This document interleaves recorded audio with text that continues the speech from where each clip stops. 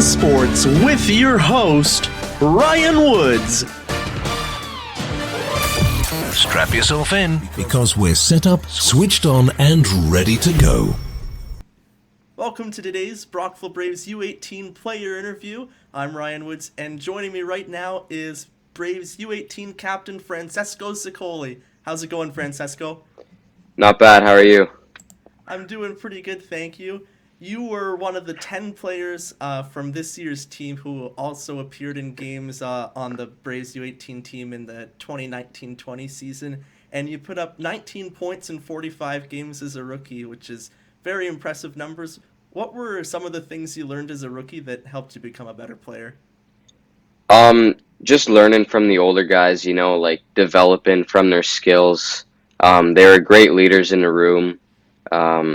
Just on the ice, off the ice, like you could text them, like they'd be there to help you. Like if you're, even off the ice, like personal too, like they're just a great group of guys who were really tight last year. In the 2019 CCHL Draft, you were taken in the 11th round, 112th overall. Being one of the later selections in the draft, did that give you any extra motivation to perhaps make some of the other teams regret passing you up? Oh yeah, for sure. Like especially since I've never played AAA since last year.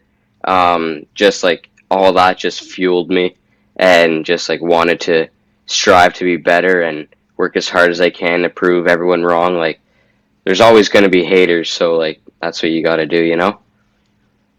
All the hard work is paying off so far. You were named captain this year in only your second year with the team. What did that mean for you to take on a leadership role?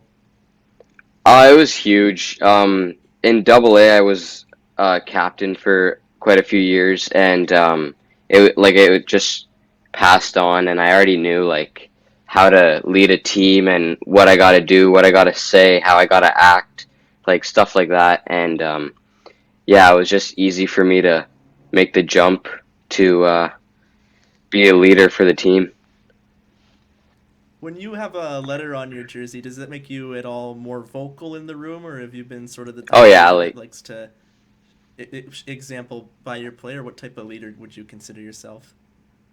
I tend to be pretty vocal, I could say, but in front of the net, running out of ideas of what to say. But other than that, like I try and get the boys going on the bench.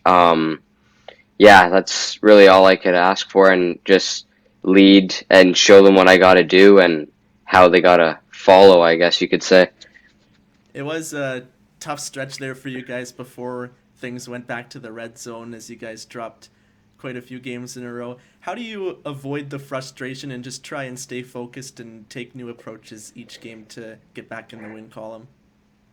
Well, normally we just like put it behind us, because I don't know, it's happened a few times, but really like a lot of the games we played hard. Kempville's a very skilled team, so that's really all we could ask for, is just hard work.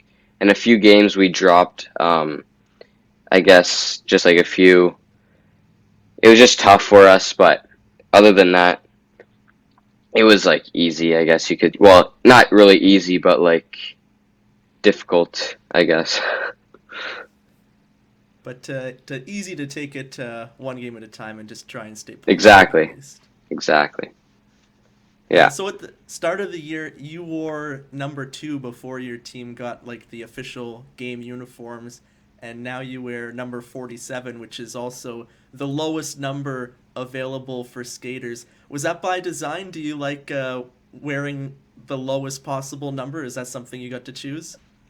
It's not something I got to choose. I was really just handed the light blue jerseys at the start of the year, and then last year I was 47 as well, just because like my birthday is April and my date is the 7th, so the 4th month and the 7th day, so like 47. Yeah, that's what I came to conclude after I realized that I got 47. Sort of like Crosby with 87 and his birthday being August 7th. Exactly. I was talking to Braves head scout David Graham, and he had a lot of good things to say about you and some of the other second-year players on the team, and some of you guys being poised to make the jump to Junior A. What does it mean to you to be looking forward to taking the next step and perhaps moving up to Junior A? Yeah, it's really grateful that they have given me this opportunity to play for their team and just develop through their organization. Yeah, that's really all I could say. They've been really good to me. I've had no complaints at all, so. Moving on to the game day 5, where I'll ask you 5 questions related to your game day routines. When it comes to getting rest before a big game, do you like to take a pregame nap, or do you mostly like to get most of your sleep the night before? Normally it depends on the day. Like if I had school in the morning, then I'd probably take a nap, just like a 15-minute, just like down and then awake. I don't like taking long naps because then I just feel more tired after I wake up. So yeah, that's really all I do for napping, I guess. Do you have a favorite pregame meal that you like to eat before hitting the ice? Not really, but if I had to choose one, it would probably be pasta. Just being from an Italian background, that's normally what we eat all the time. So, Do you have a favorite type of pasta, like the shrimp linguine Alfredo, or what's your favorite type of pasta? um, definitely Alfredo. I just like the butter and the cheese and all the cream in it. Just like fuels me, I guess. It's one of my favorites too. Are you a pretty superstitious guy? Do you have any pregame rituals?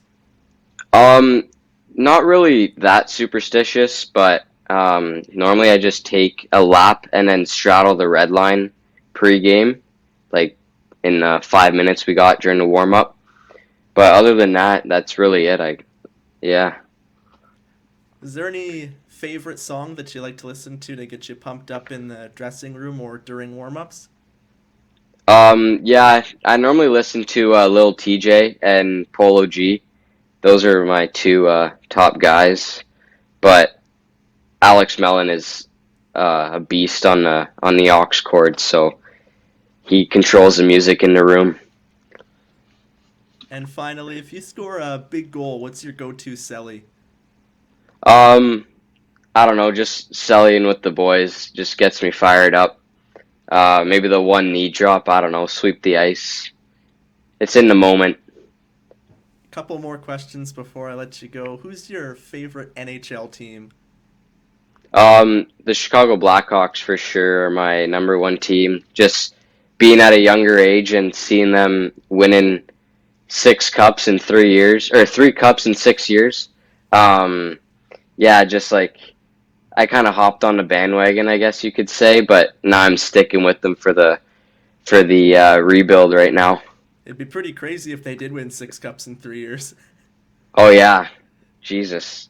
Was it cool for you getting drafted by Brockville, being a fan of the Blackhawks, so you get to wear the same logo and type of jersey that the Hawks wear? Yeah, it was cool. It was obviously in the back of my mind when they called me up.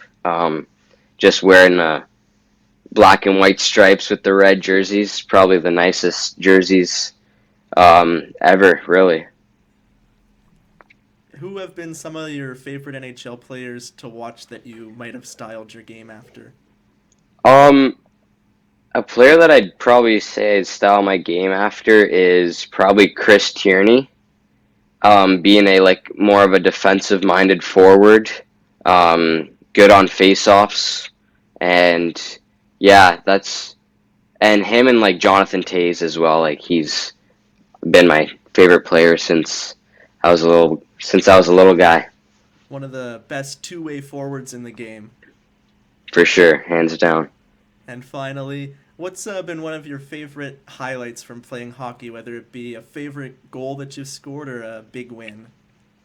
Um, Probably winning a championship in the minor Bantam days. Um, yeah, that was just like at the top of the mountain, just like overly ecstatic with the boys. We put in like so much work and our team was just unstoppable. Thanks for taking the time to talk today, Francesco, and hopefully the red zone won't last too long, but I'm looking forward to when you guys are able to get back on the ice. Sounds good. Thank you.